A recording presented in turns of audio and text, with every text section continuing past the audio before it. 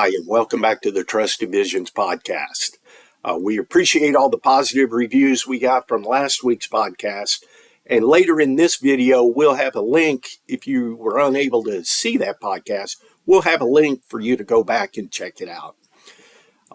Jeremy, this week we're going to take a look at recruiting from a broker-dealer standpoint. What suggestions or comments might you have as far as getting granular on the broker-dealer side? John, thank you for the great introduction, and I'm excited to continue this podcast series this month. It's been overwhelming, the amount of responses we got from last week's, just thanking us for really bringing some of these items to light and to the surface of, really getting granular. On last week, we talked about recruiters and, bringing more integrity and transparency to this industry. And I think it's vital. And as I said last week, not trying to call anybody out, but I think we can all, including Trusted Visions and our team, can do better. So to answer your question, really getting granular on the broker dealer side. And I spent 18 years in corporate America and had a great run, enjoyed every firm I worked at. They all have their good and their bad, but it was a great run.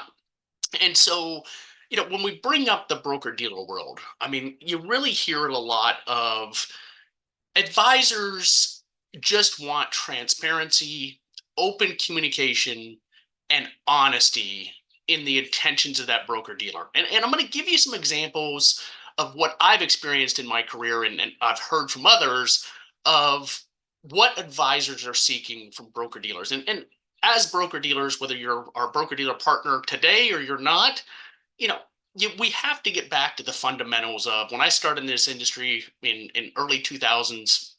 You know, every broker dealer out there really treated their advisors as clients and strive to earn their business each and every day. And so we've got to get back to that of, for example, when a firm or a broker dealer has been sold, you know, you hear it a lot, and it's not just one broker dealer. Hey, nothing's going to change. Everything's going to be great. We're going to have greater resources, greater scale, whatever it may be. And then it never fails 6, 9, 12, 18 months later. They're rolling the firm up into theirs. They're changing custodians. The leadership that these advisors were accustomed to is being asked to leave.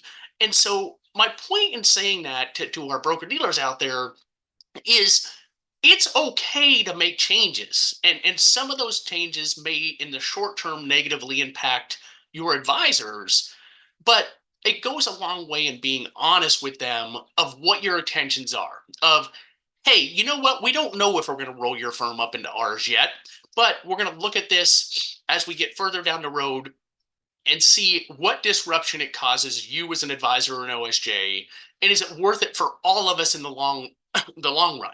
And it's okay to be honest and openly communicate with your advisors about that. In addition to that, you know, I joined a firm that, quite honestly, I was quite happy with where I was.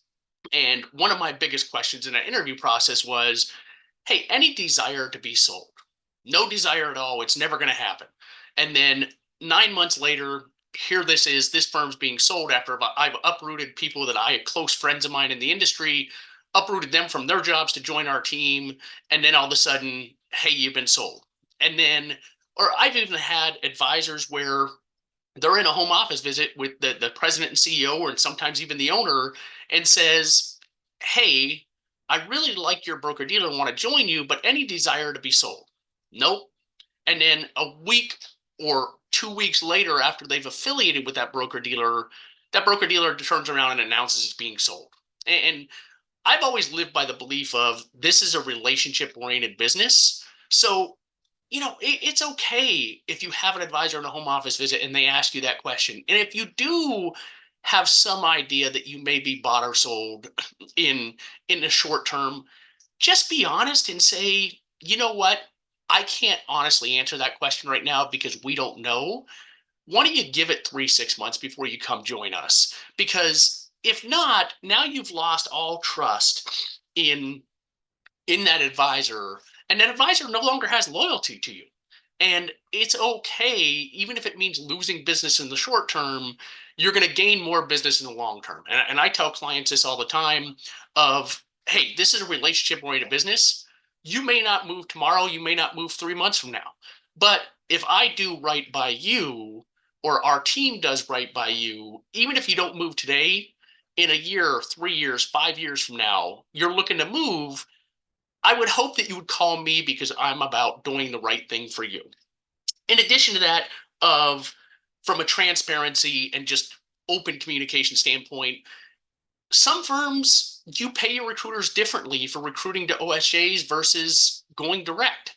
And again, that's okay.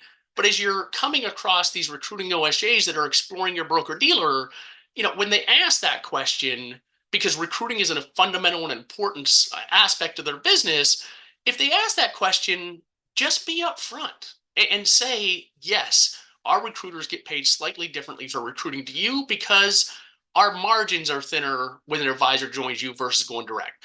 And I don't know of any OSJ in my 23-year career that I've ever worked with that is going to balk about that rationale versus being told no later to find out that that is the case, that they are paid differently.